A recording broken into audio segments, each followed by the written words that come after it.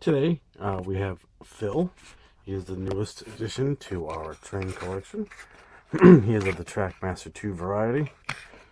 He does have the geared rear axle, or rear axle wheels, and I'm going to convert him to work on the blue track using a set of rear wheels from an original Trackmaster or Tomy train.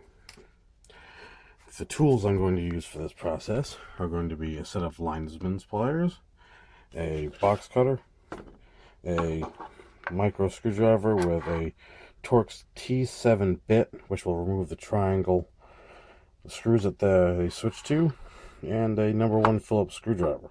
So let's take them apart. First, we're going to take out the Philip screwdriver that holds the body together.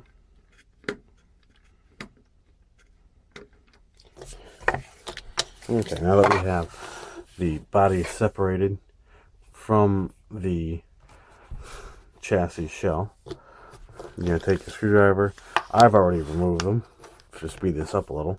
The 3 triangle coarse screws that hold the battery tray to the chassis. When you get those removed, just slide this off, and we're going to set it aside for now. Also, you're going to just remove the motor.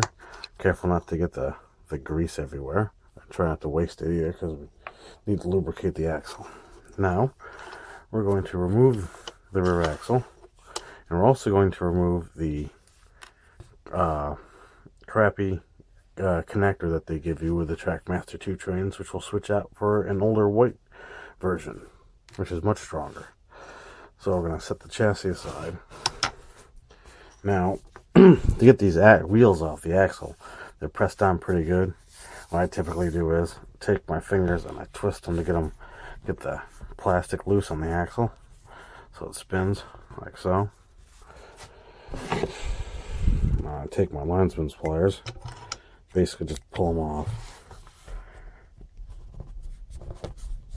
because they're never going to be reused again. So if you ruin them, it doesn't make a difference. So now we're going to set the rear axle off to the side. Now we're going to get to the axle or the wheels that we are going to use. As you can see, the rods are pressed into the hole with a fatter end. What I like to do is I take lineman's pliers and stick the one end over the knob of the rod, squeeze down on the side of the axle, not touching it. Just give it a little squeeze, like so, and they just pop right off. And sometimes you can feel them push inwards, and when that happens, it just falls right out. Set them aside. This particular Philip is not supposed to have a side rods. He is a diesel engine. So we'll remove the other wheel. Remove the other side rod, I should say, from the wheel. This one is being quite a bit more stubborn than the others. It looks like it's been mashed over before somehow. Might have been just the way it was manufactured. And this one doesn't want to come out at all, so I just grab it and get a little tug. And as you can see, this had a lot of miles on it. Probably why it wouldn't come out. So much hair stuffed into the thing. Looks like dog hair. Alright, now that we have the axles, the one wheel off, now we can go ahead and pull the other one off. Typically I grab the opposite end with pliers and just give it a little twist. The axle comes off. The axle can be used for another day, another train that perhaps needs repair.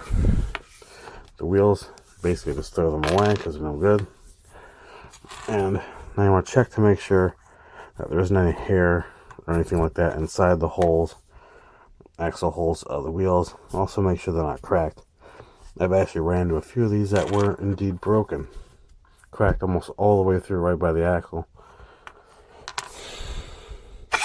Now we're going to get the new axle and we're going to press the wheels on.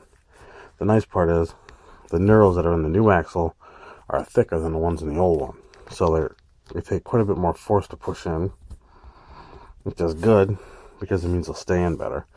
When I start, I don't push If you look here, I don't push the wheel all the way through so it's flush yet. I wait to make sure it fits good before I do so. Fits nice and snug. Now, when I do it, final fitment, I flip it, hold the axle down with 2 fingers, and I take the side of my linesman's pliers and give them a couple taps. Make sure they're seated well. Another couple taps here. Now we're going to get the body, or the chassis I should say, from the new one. Angle in, you can see it. We're going to set the rear axle in. Looks pretty good there. Not much. I don't see too much issues of any rubbing. Although most of the time I will grind this one down, and it looks like I will. As you can see on the sides here, it may contact the corners, and also in the back it is really close. So if you bear with me, I'll grind those down and we'll continue.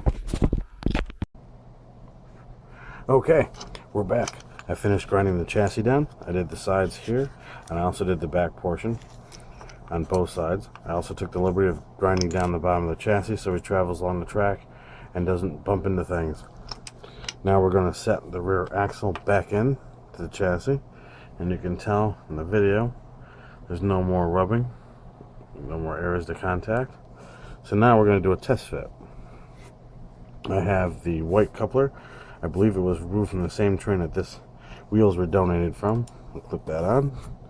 And we're going to set the motor inside very carefully. So now I've already installed batteries in the switch compartment. And before you go too much farther, I can show that I had to grind these corners of these posts down on both sides. Otherwise the wheel would grind on the rubber. Okay, as you can see, I was showing you before, this would have hit the rubber tire of the wheel. Now we're going to squeeze this together and see if he turns on.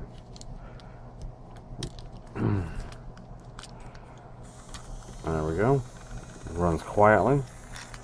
There's no grinding, no interference of any kind. It's smooth. You can see there's no contact on any of the corners, at the front or the back. Alright, from here on, we're going to do reassembly, and the next section you'll see is me driving him on the track. I'll be back. Okay, we're back with Philip. He is reassembled, and he's back on the track and ready for a test run with his appropriate trucks that came with him and cargo. We're going to see how he does on the track in just a second. First off, I wanted to say that earlier I didn't show any video of any body modifications because for some really strange reason Philip doesn't require any body mods whatsoever.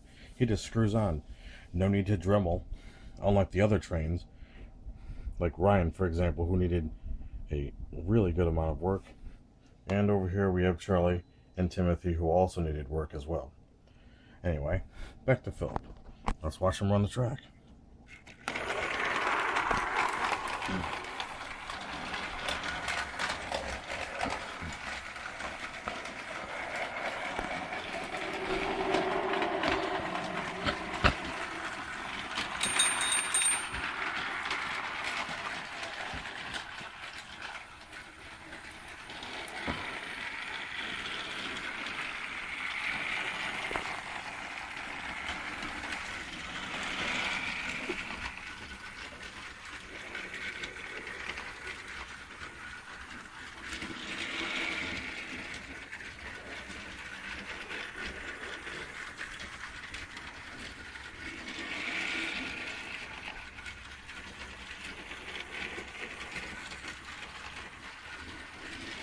As you can tell, it seems to move along quite nicely.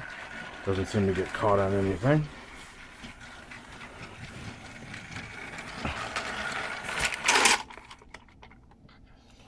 And that's it. I hope you enjoyed watching.